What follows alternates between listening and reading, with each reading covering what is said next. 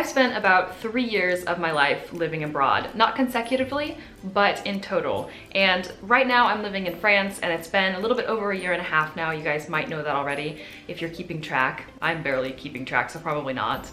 And before that, I of course lived in the UK, which I was also vlogging about. All of my abroad experience has been after I started my YouTube channel. And I lived just a couple of months in Spain. And in total, all of that adds up to approximately 3 years by now. Obviously, if you guys have been following my channel that long, and I know some of you have because I've asked before, but even if you've just watched some of my old videos and you've just sort of seen the progression over the past few years, I've changed. Maybe not who I am at my core, but I've grown up. I started my YouTube channel when I was 20, I think, and I'm 25 now. It's been 5 years. Some of that, of course, is just growing up. That's normal. But I also think that after that first time that I moved abroad, and ever since then, I have changed in some ways, big and small, just because of those experiences and just because of, I guess, where my life has taken me since then. Because a lot of you guys I know are interested in moving abroad, or are moving abroad, or are already living abroad, this is a topic that a lot of people have asked me about in Q&As and, on Instagram, on Twitter, just randomly. So I thought it kind of merited its own video. So that's what I'm going to talk about today, how I've changed since moving abroad. My first experience moving abroad, I was 20 years old.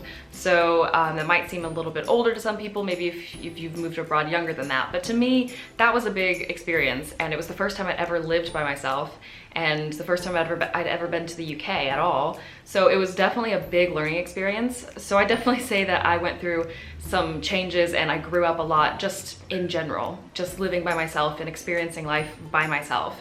But of course, being in a new place added its own challenges. And I think one of the ways that I really have changed and really have grown as a person is in my independence. I'm the type of person who likes to spend probably the majority of my time around other people, and then I do like those, few hours in the day by myself. So I would definitely say that it's not dependence, I guess, on people, but I like to be around people.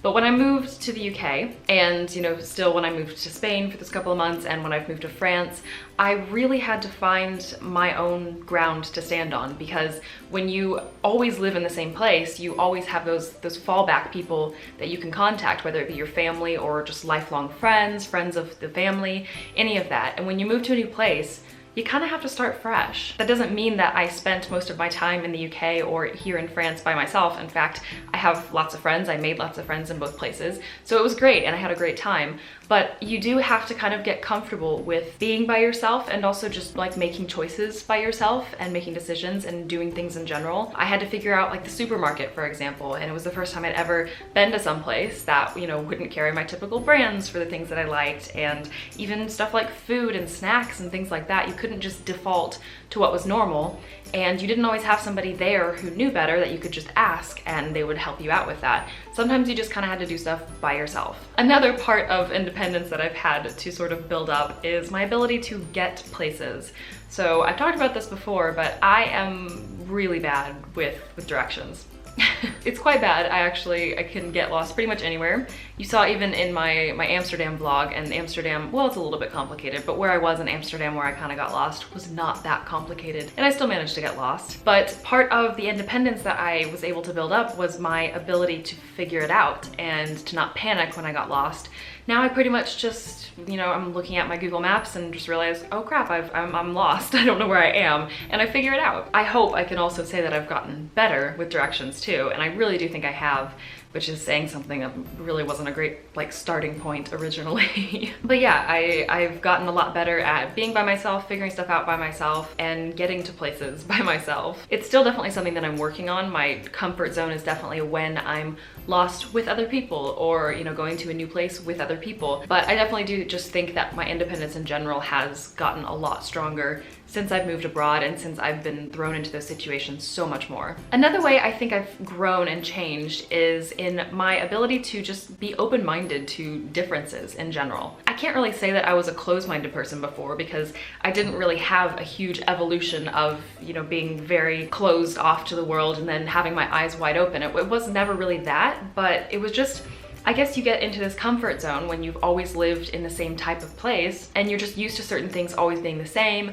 and you never have to think twice, and everyone around you is kind of in that same mentality, and everything that's normal to you is normal to them.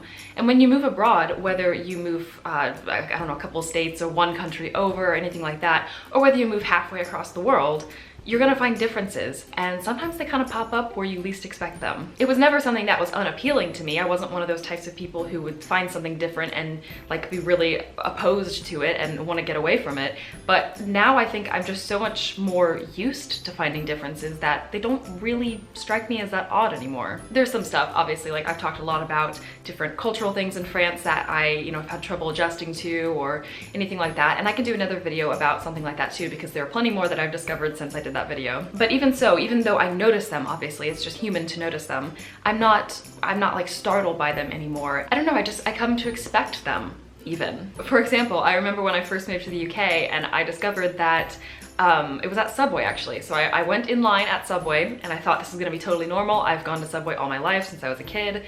And she asked if I wanted salad on my sandwich. And I just kind of went, what? I thought I'd misunderstood. I thought that I'd completely missed something. Why would I want a side salad on my sandwich? That seems so weird. And then I just realized at some point after that, I don't know if it was a few days or a few weeks after, I discovered that salad just referred to the lettuce that you wanted on your sandwich. In the US, we say lettuce, we don't say salad. A salad is the actual side entity that you eat by itself. And it's actually the same in French. Salade refers to lettuce often. But I was really startled by that the first time, and I just didn't understand. And the fact that I was in a situation speaking an English speaker to another English speaker and I didn't understand was really startling. And now when stuff like that happens, I just kind of shrug and go, oh yeah, okay, that's interesting. In French it's like this, or in Britain it's like this, or anything like that. And it's just kind of like, okay, another difference to add to my list. Since living abroad, I have also made a lot more friends. And even more than just a number of friends, I've made a lot more friends who are different. When I was living in one place and had lived there my whole life, maybe it's easier to make friends in that situation because you are normal, you belong there and they belong there, and there's none of these barriers, these cultural barriers or anything to have to get over, or language barriers. But all of my friends were very similar, and that's not a bad thing. I'm still really close with a lot of those friends. But now I have those friends who represent that particular place in the world, or that particular, I don't know, like the major that I majored in college, like that type of interest. And I also have friends from the UK who are in different interests because I ended up making a lot of friends in the international group.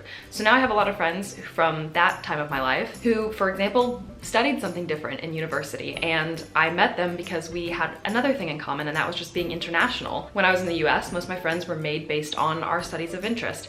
In the UK, it was international. In France, it's been a lot of kind of expat communities. I do have French friends, but a lot of my friends are from other places in the world who have just moved here. It just really diversifies your friend group so much. It doesn't make one type of friend more valuable than the other or anything like that. It just really is the different perspectives and the different backgrounds and the different interests. And we all find something that we have in common, and that's why we're friends. But it's not the same thing. And I mean, I have friends all over the world now, and it's simply because I've fallen into different sort of expat or international student communities, and that's really cool in and of itself. Another way that I think I've changed for the better is that I'm a lot more curious about the world.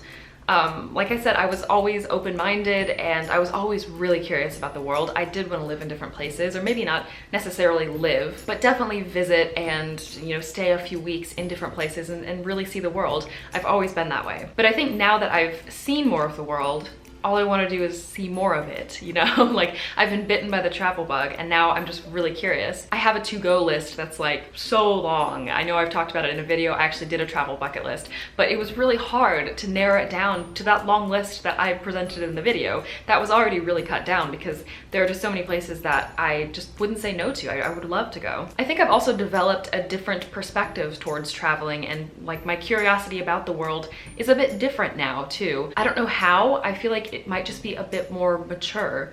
Like the more that I've seen and the more that I've experienced, the more culture shocks I've gone through and things that I've experienced myself. Not just watching a movie, not just watching a documentary, but actually living certain experiences that before I'd only just watched or dreamed about.